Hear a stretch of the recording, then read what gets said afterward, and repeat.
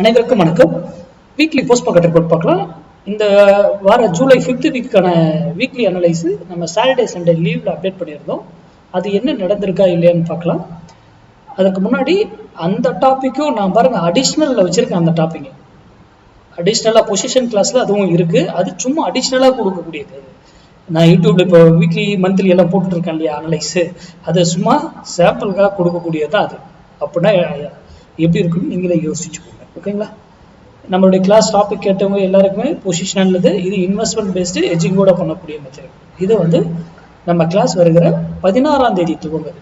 தமிழில் August 16, English 17ஆம் தேதி துவங்குது. ஓகேங்களா? இதுக்கான டீட்டெயில்ஸ் எல்லாமே இந்த நம்பர், இதில் இருக்கக்கூடிய நம்பருக்கு கான்டாக்ட் மெசேஜ் பண்ணுங்க.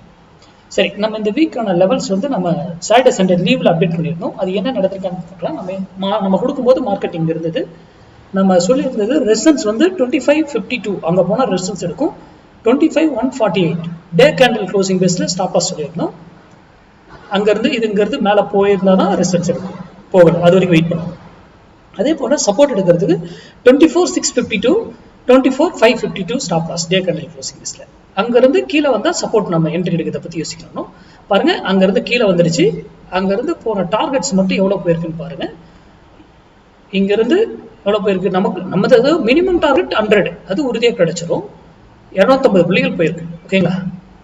அடுத்த நாள் எகைன் பாருங்க, இன்னைக்கு அதே இடத்துல எடுத்துக்கிட்டு எவ்வளோ போயிருக்கு, 300 பாயிண்ட்.